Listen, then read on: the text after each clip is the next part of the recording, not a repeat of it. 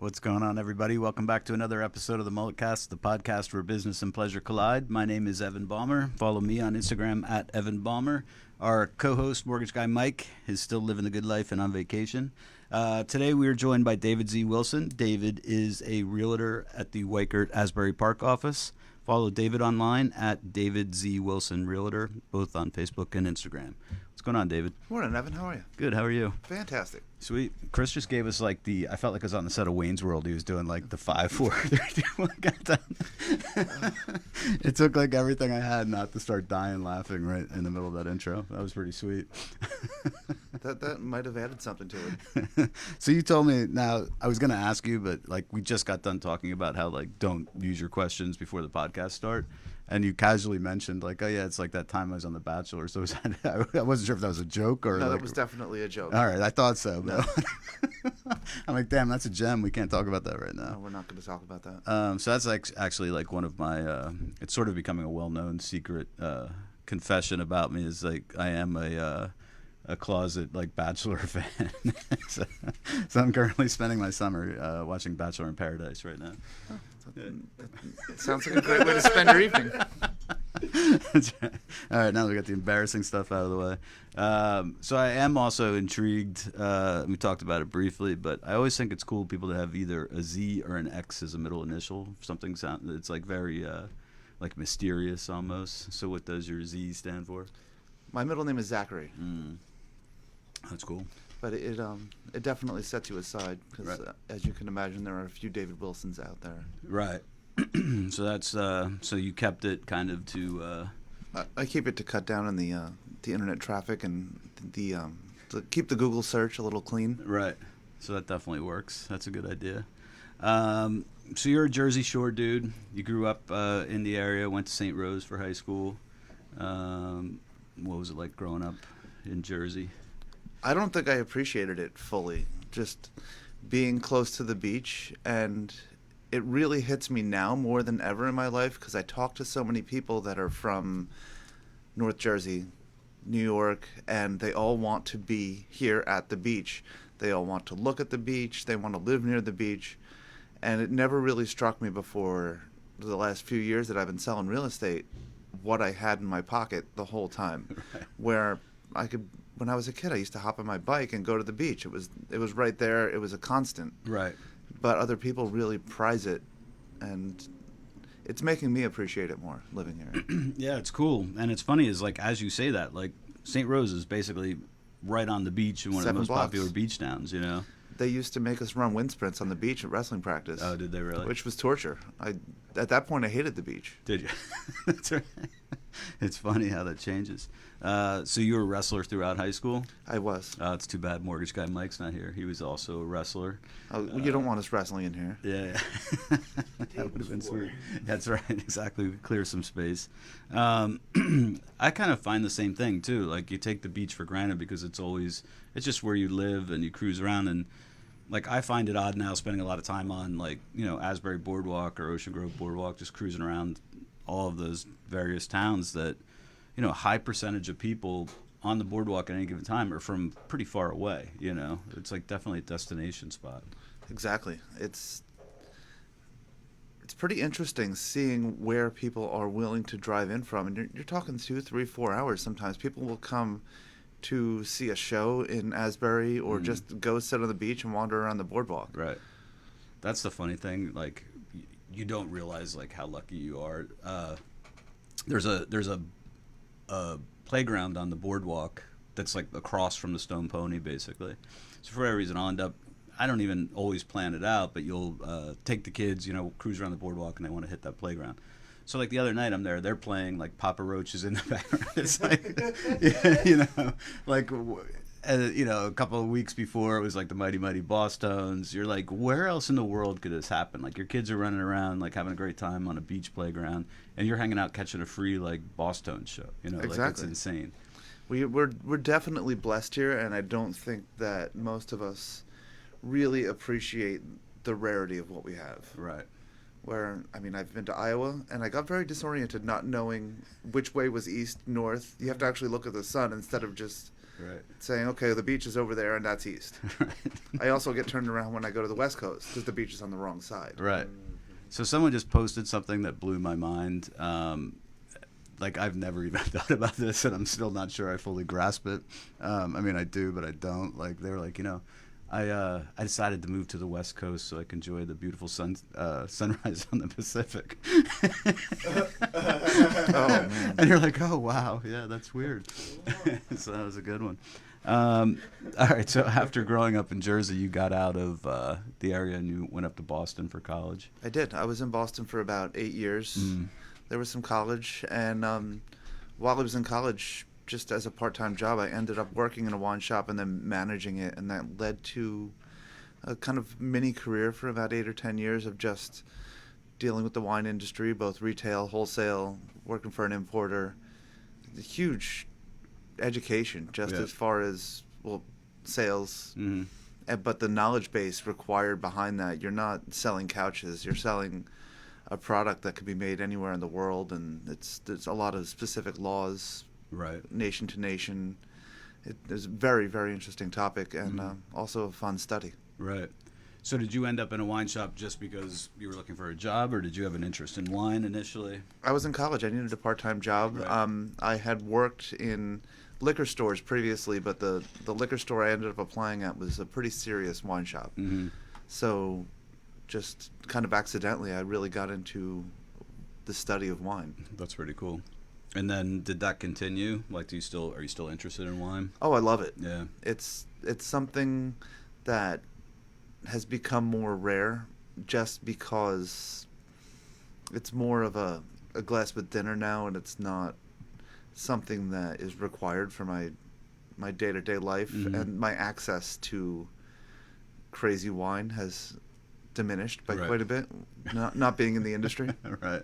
So what's some of the crazy wine you were exposed to? You name it, I've had it.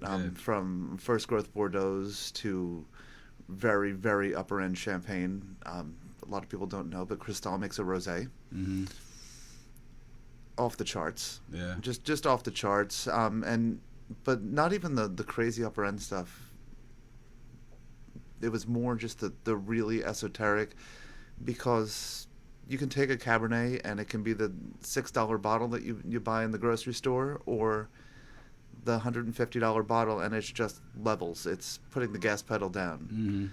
But you start getting into this weird stuff where they only grow it in one little region in Spain that nobody ever goes to. Right. And that's the type of thing where this is completely new and different for me, and that's the kind of mind-blowing stuff that really gets me going with wine. That's cool. Any particular regions you were exposed to or surprised by that had quality wine people might not normally think of? There are a lot of little spots in Spain and Portugal that are producing some great stuff. The South America has been really experimenting, just because their laws are a little more lax than the old world, where France, Italy, Germany, they have serious laws regarding what you can plant in whatever region, where South America and Australia are kind of wide open. As long as you tell people what's in it, just have at it. And they end up getting a lot more creative rather than just taking what the government has prescribed them to grow and doing what they can with it. Right. Yeah, I guess for better or for worse, Italy has very specific regions also for the foods and everything they produce, basically. Which is fantastic, because it ends up being the wine, the cheese, and the whole cuisine and culture of a region really come through as sort of a conglomerate that really works together. Because if you look back, France, Italy, Germany, Spain, they've been developing this culture for thousands of years. Right. So their wine fits their food, fits their cheese, fits their climate.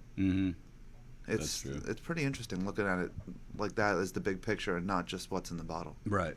Yeah, no, that's true. I think once you experience that, I still have a memory of it was probably in I don't even know, 90s, early 2000s or something, of this one meal in France where everything was just paired perfectly from every single course, and it does blow your mind once you experience that, as opposed to just grab a bottle of wine and here's what we're having for dinner.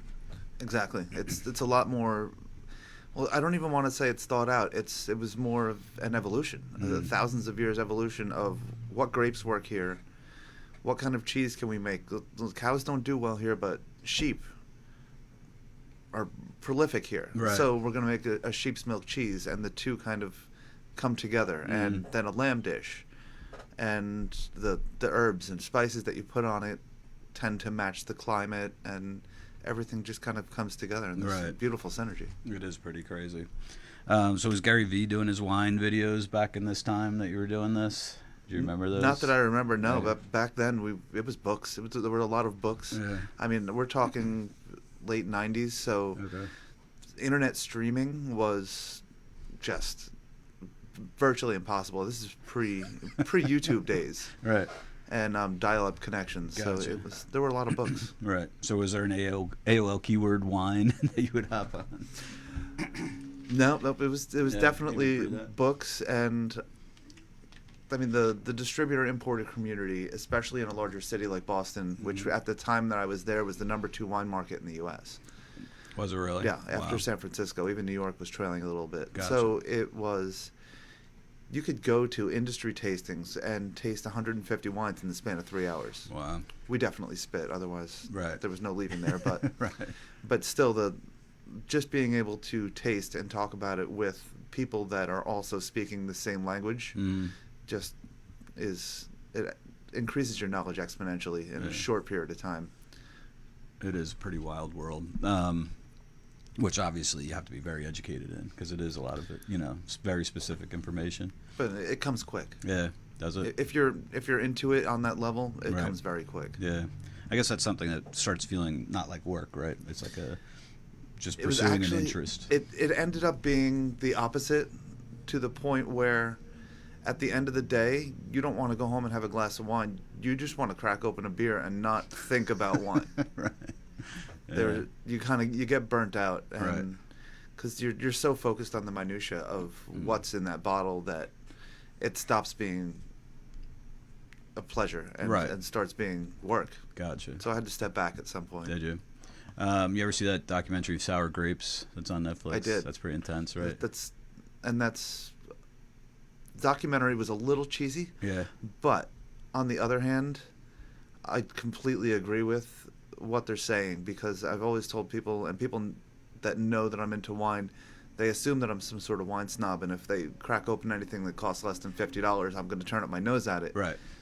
And I always tell them, I get more excited finding an $8 bottle dusty hidden in the back of the liquor store that's really good than I do at just going out and spending $100 and buying a bottle that is going to be good. Right. There's no surprise there. That's true. I'd rather gamble on that $8 bottle. Right. So you think that's part of it? People get caught up in the hype of they equate price with quality and that kind of stuff. That's or reputation. Human nature. Yeah. Is a Louis Vuitton bag better than the bag you bought at Target? It might be a little bit better, but is it 20 times better? No. Yeah, that's a good question. That's pretty funny. So what's a recommended under $10 bottle of wine you would tell people to go find?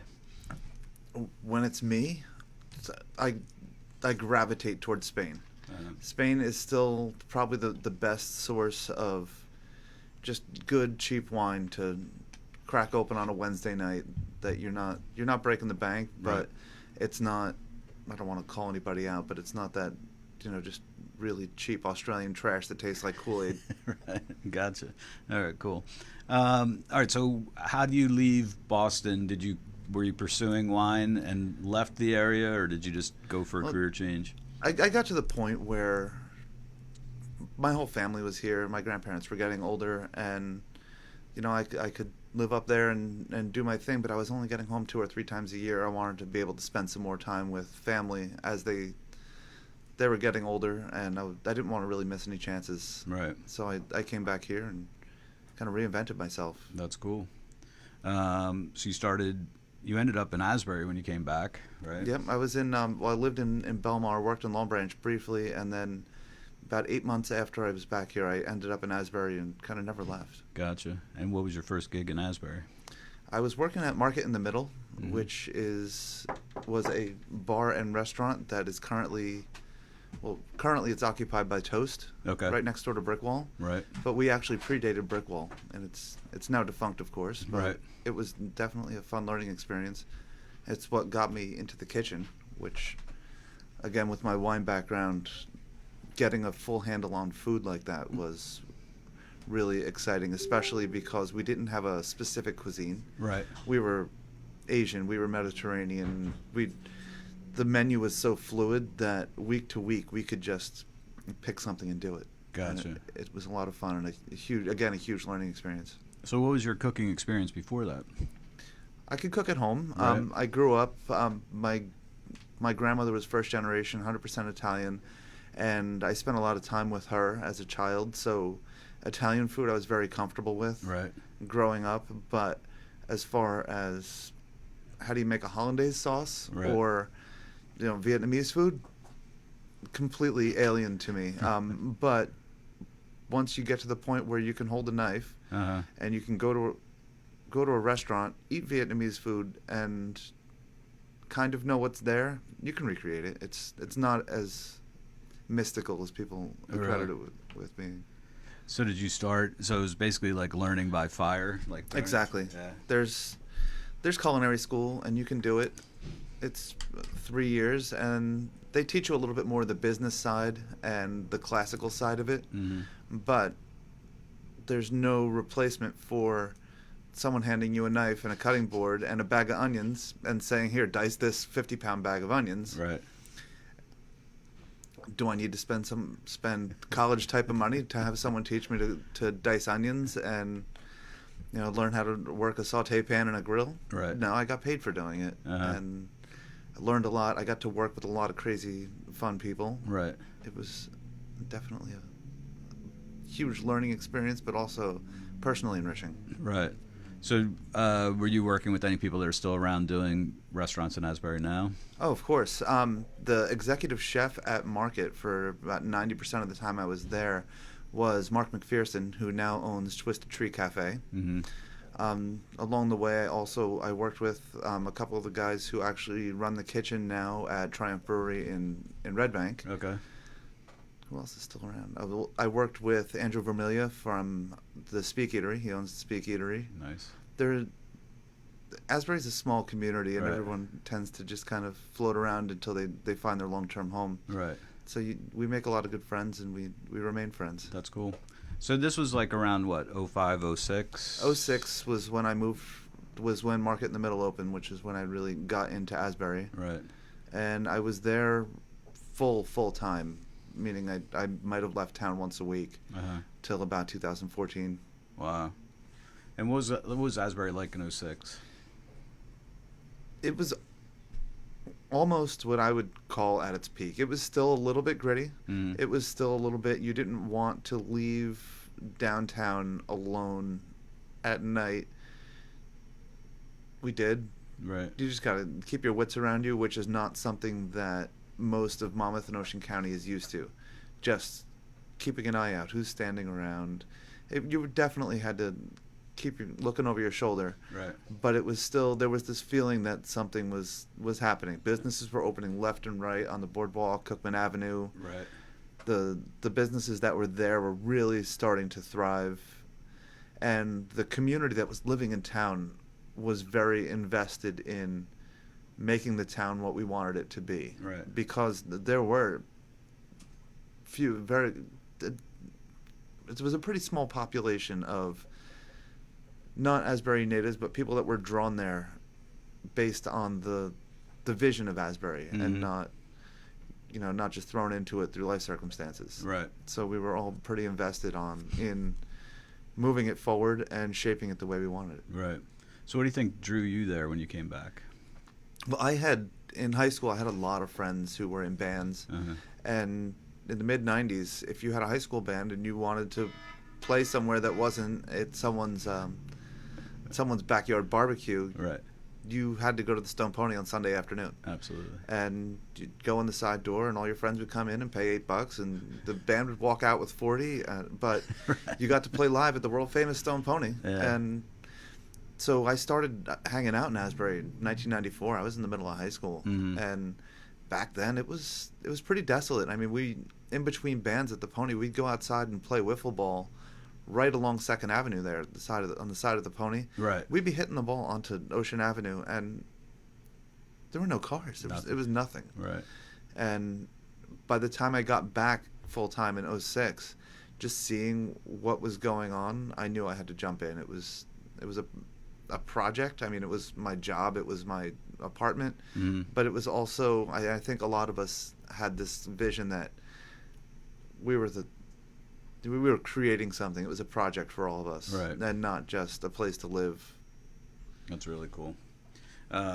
And what do you think some of the keys to like the growth were? Like everyone always talks about music, obviously, like because the Pony was always there and various clubs. But what else was going on? The thing is, the music was always there. Right.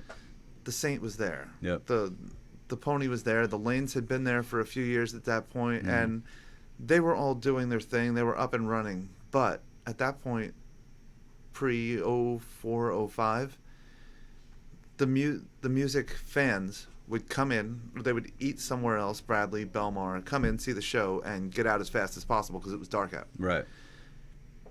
By 05, 06, we were seeing restaurants. Mm-hmm. There was shopping. So you get people there during the day, and it was becoming a place to hang out and not just come in, stay for 3 hours to see the show, and run away. Right.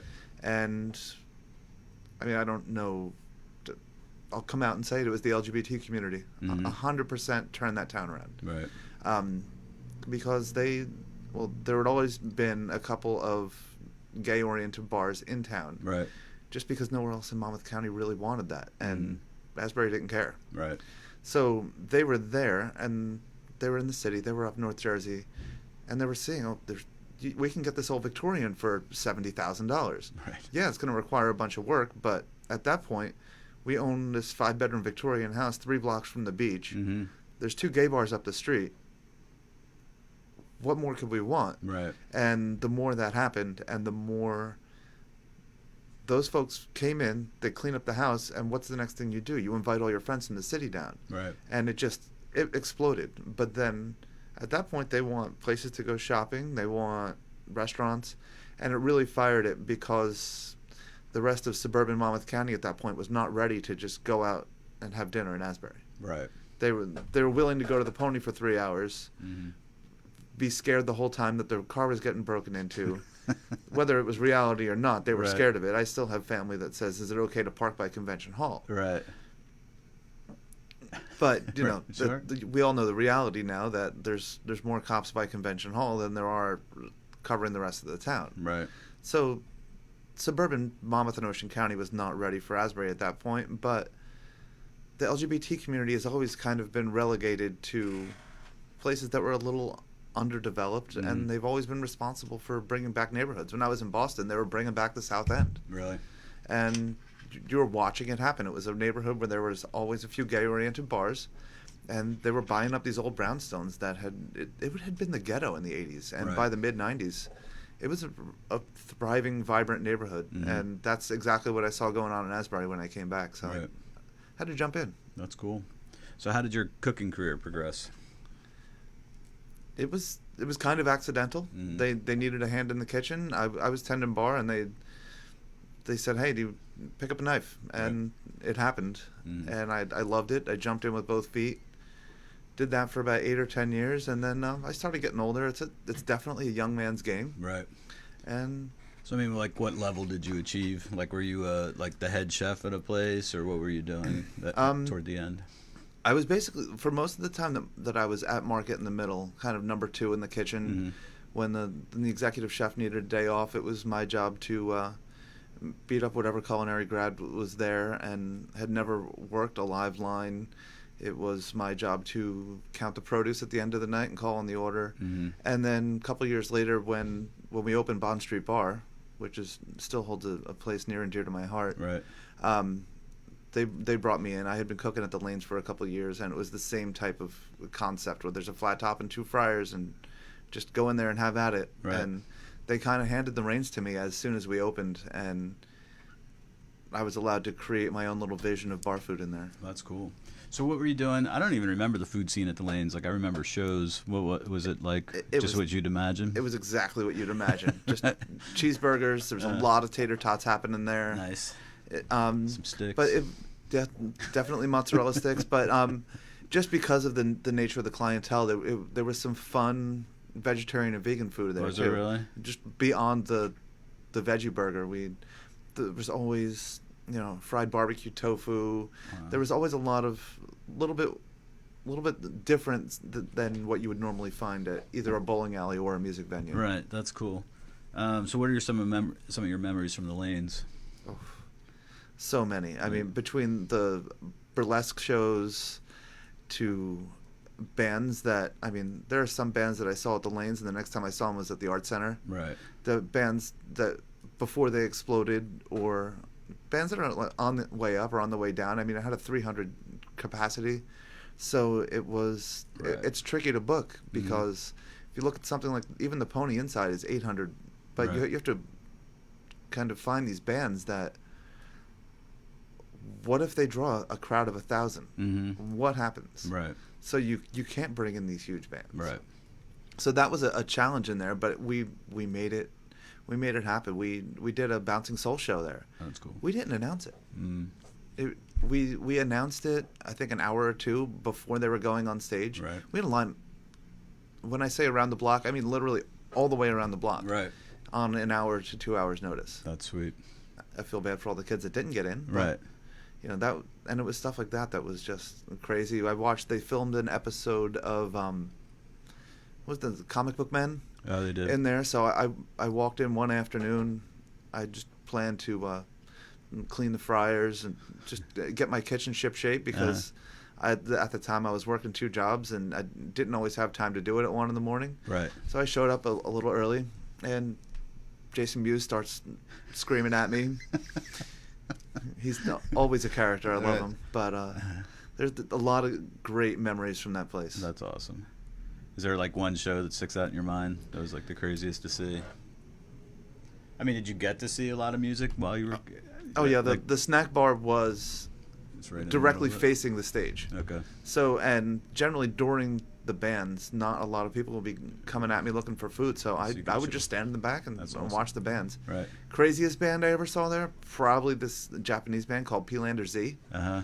They... yeah. Chris is giving his nod of approval. Chris loves it. They're just a crazy stage show between the lights. It's just insane. Right. The crowd brings props. But as far as the best musical experience there, I would have to say Austin Lucas. Uh-huh. He's from Indiana. Okay. And he gets up on stage with an acoustic guitar and he's up there singing. There's this had to be a Tuesday or Wednesday night. There's really nothing going on. I wasn't even working. I just wandered in to see what was going on. He's up on stage and he's really good, but there's only about 30 or 40 people there. Right. He hops down off the stage, leaves the mic up there, unplugs his guitar, and just stands in the middle of the crowd of about 30, 40 people and just sings his heart out. Right. And to this day, he's one of my favorite artists. That's really cool. There's a band, that's one of my most memorable shows there. And the only reason I remember it, because it was so unexpected, is they're called Collapsing Lungs. And they had an album came out on Atlantic, brand new tour bus, all new gear, just, ready to rock. I go to see him at the Lanes as sort of loosely working for someone that worked for him. And there's probably 10 people there that were all there to see local Neptune kids that were rappers were opening, right? And these kids come out, put on a boombox with a mixtape, rap. Their friends are all going crazy, and I'm just thinking oh my god, this show's gonna be a disaster. There's literally no one here, and these dudes came out and acted like they were playing in front of 10,000 people. It was the most amazing thing I've ever seen. So there were 10 kids that left I just saw the craziest show last night, and it was for me, just in terms of in the music business and work ethic was such an important lesson of how you have to approach every night, basically.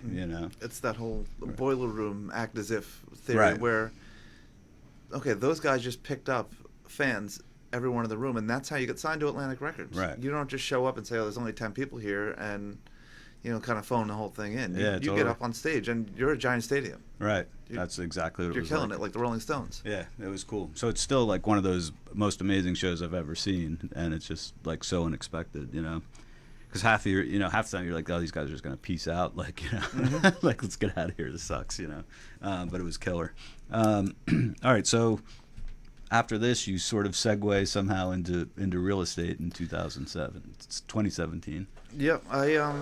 Well, getting out of the kitchen, I ended up, when I was cooking, when I was tending bar, I was single. I was living on Cookman Avenue, and it was doable, but I don't know how long it was sustainable as far as a long-term life plan. Right. So that had been kind of rattling around the back of my mind. And then one night I was at the Wonder Bar. It was early 2013. I met my now wife, and she was recently divorced, had 2 kids at home, and it all kind of segued. I keep calling it the package deal. I got a wife, 2 kids, and a mortgage in suburbia, and I sat in an office for 3 years, and it was doable.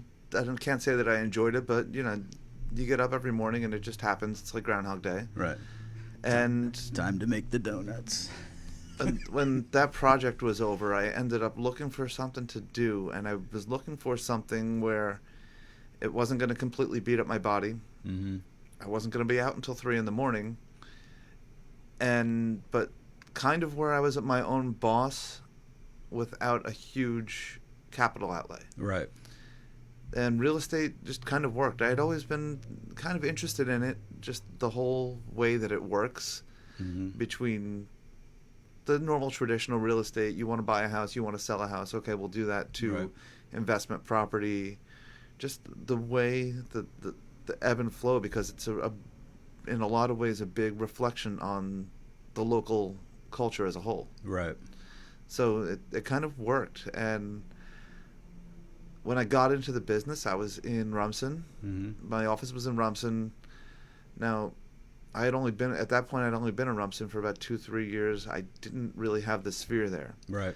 When I got the opportunity to come down and work in Asbury, I jumped on it. Right. I had one foot in the door before they opened the doors of the office. Mm-hmm. And since then, my business has gone through the roof.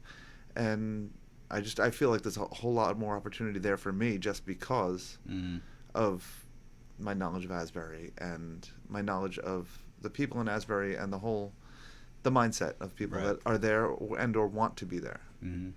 So were you at a Weichert office originally? I was. Okay. And it was a fantastic office. It just wasn't.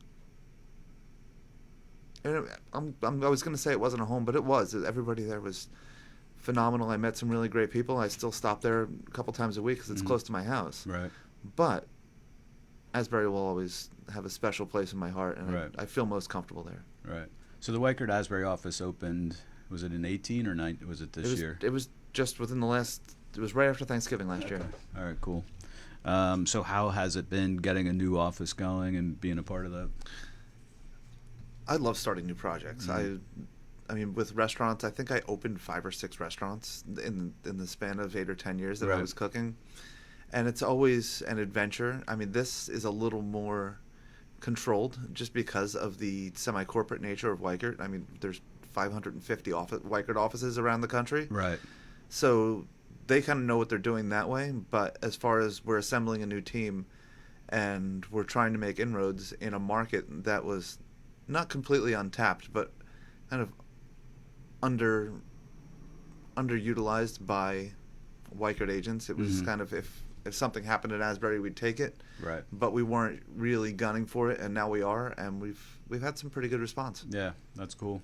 And you got a cool location. I mean, you're definitely like an Asbury vibe office. You know, you're right across from Bond Street, and you have that sort of like city office feel, inside. Exactly. It's not that old school where everybody has their own little wooden desk with a landline phone on it, and they sit there waiting for people to wander in. It's set up for the way that real estate agents work now, where there's a couple computers there, but everybody brings their own computer, does their own thing.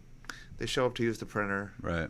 We keep the office open because people actually do just wander in for whatever reason. I had somebody wander in yesterday and say, "Hey, is anybody here a notary public?"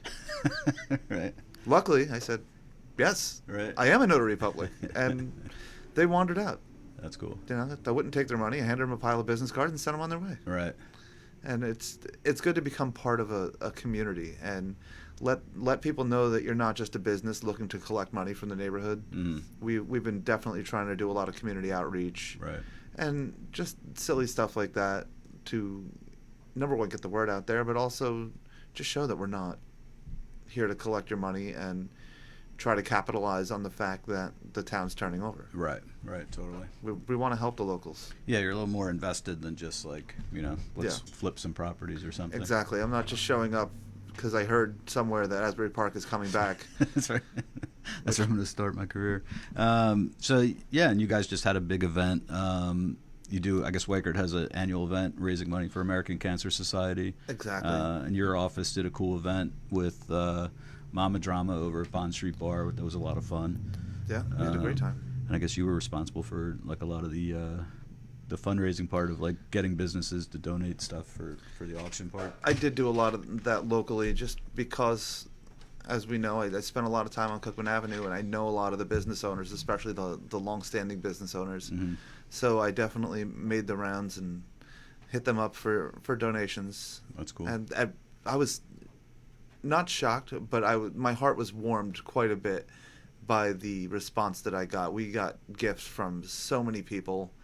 Then everybody was very, very generous as far as opening their pockets and opening their stores and helping us to make the event a huge success. Yeah, it was very cool. Which is good. I mean, it's a great cause. We all know somebody who's been touched by cancer at some point. Absolutely. We all have friends, family, and Weichert is very invested in it. They have a room up near Sloan Kettering in New York. They've sponsored one of those rooms where if you're in the hospital and your family can come stay, so they don't have to commute in and out of the city constantly. Ah, that's really cool. Yeah, so the money definitely goes to help people, because we all know someone who's been touched by cancer, and we also all know someone who's been basically bankrupted, even with health insurance. There's a lot of costs that health insurance doesn't cover, and right. Cancer Society can help out with some of that. That's cool. So what are some towns you focus on? Because you're not just doing business in Asbury. Oh, no. I mean, you can't. I mean, if I started shutting down and saying, oh, no, I don't go to Allenhurst or I don't go to Belmar, I wouldn't have a lot of business. There are towns that are kind of near and dear to my heart. I have a lot of friends, people that I like in Long Branch, mm-hmm. and I drive through Long Branch twice a day on the way to and from work, so right. that's a fun one.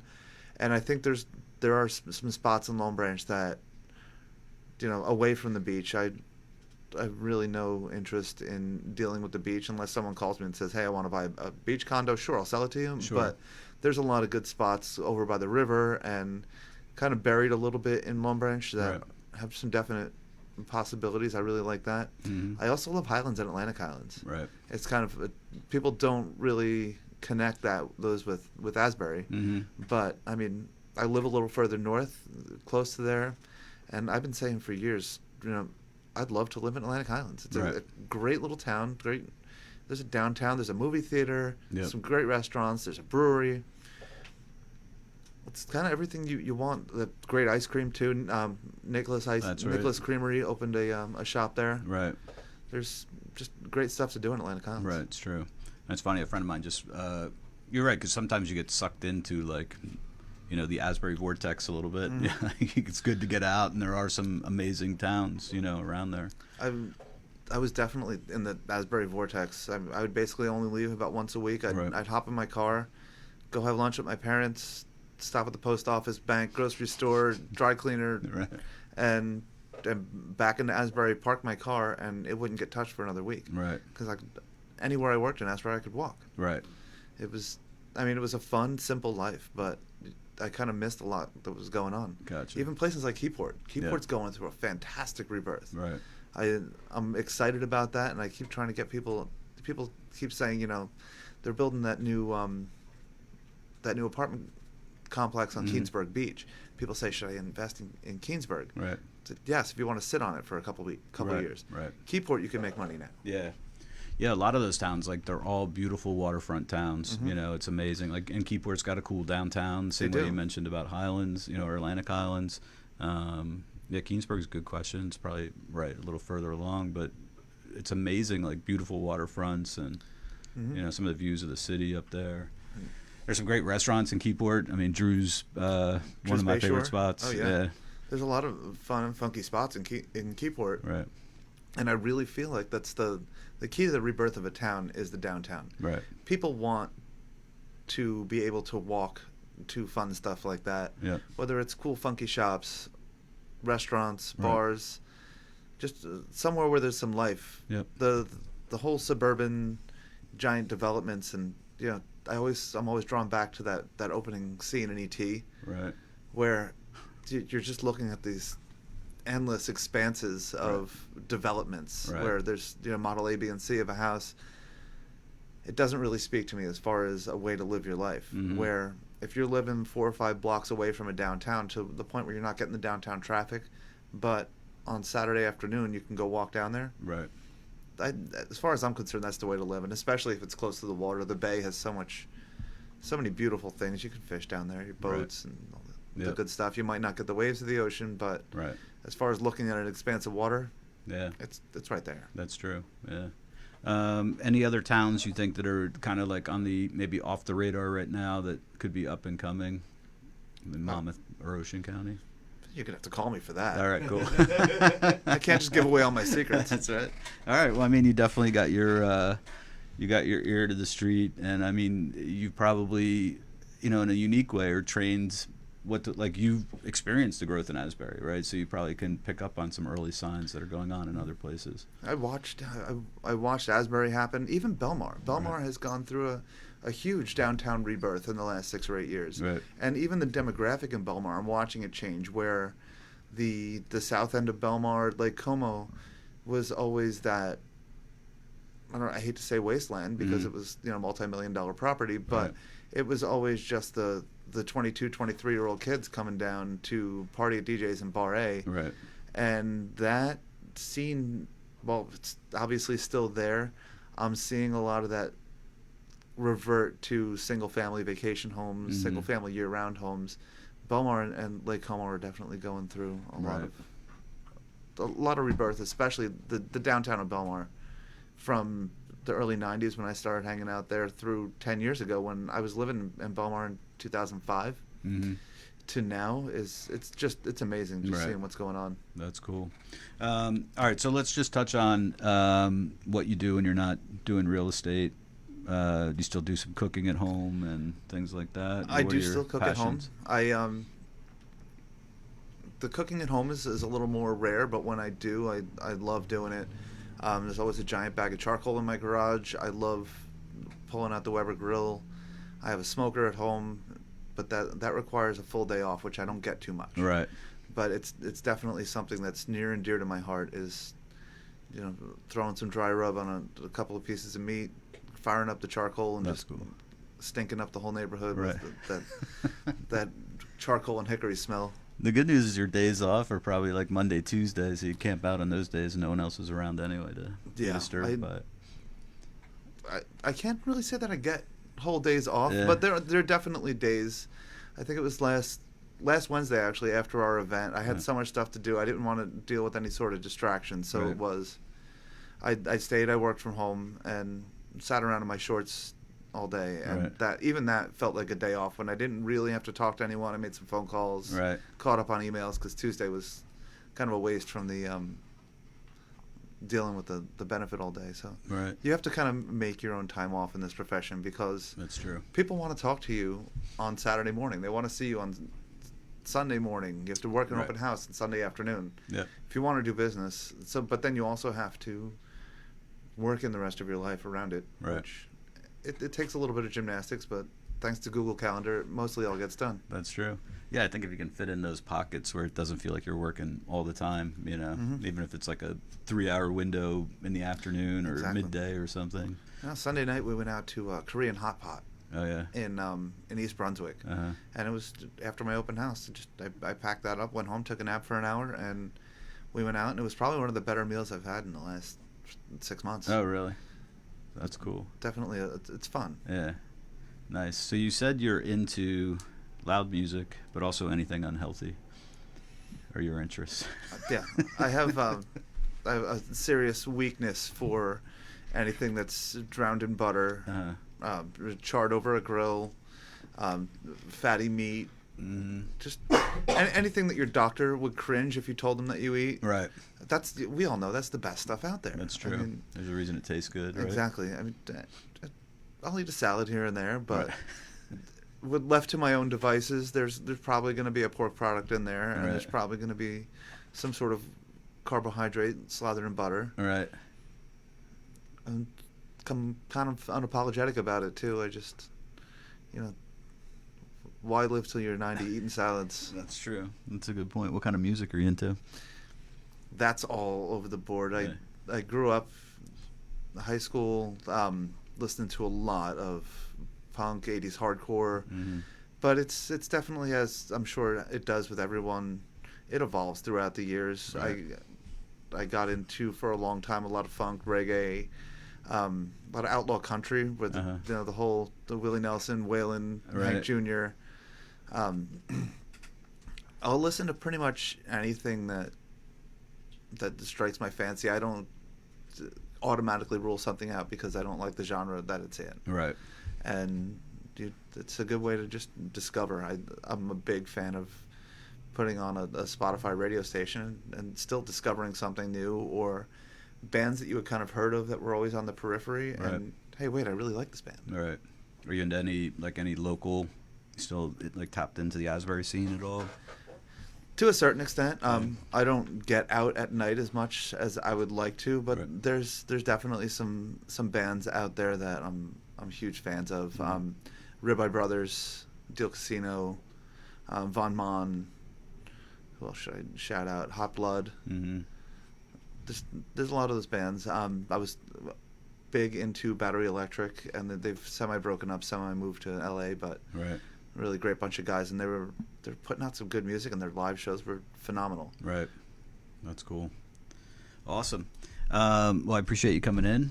Well, thank you. Talking Asbury, talking wine. Oh, wow. Time Talking flies when food. you're having Yeah, fun. time does fly. So once again, David Z. Wilson, thank you for joining us. David's at the Weichert office in Asbury. What street's that on? It's right across the street from the Bond Street Bar, Right. which happens to be on Bond Street. All right, cool. That makes sense. For some reason I was thinking Bond was the other side of the building. All right, that makes sense. So people are welcome to walk in and find you there. You can find me there just about any time. I spend way too much time there, and you can usually see me sitting in the window. Right. Those of us who are watching us live have seen my ugly mug. Right. If I'm there, come on in, say hi. Whether you want to buy something or not, I'm always happy to just sit around. That's right. I also act as the local chamber of commerce and the tourist information. Sweet. And also, this is a hot tip for the people on the streets. We found a new notary in Asbury as well. Yeah, if you need something notarized, I'm always happy to do it. There's actually a couple other folks in my office that are notaries as well. So there's often someone cool. on hand. That's good to know. I run into trouble. I can't notarize my own docs, so I'm always looking for someone. Yeah. So I may wander in and take you up on that sometime. Follow David on Facebook and Instagram at David Z. Wilson Realtor. Check him out at the Weichert office. Once again, my name's Evan Balmer. Follow me on Instagram at Evan Balmer. Check out our host, who I believe is my other host in Montana today, at mortgageguy_Mike. Thanks for checking out the MulletCast. Thanks, Evan. Thank you. Nice.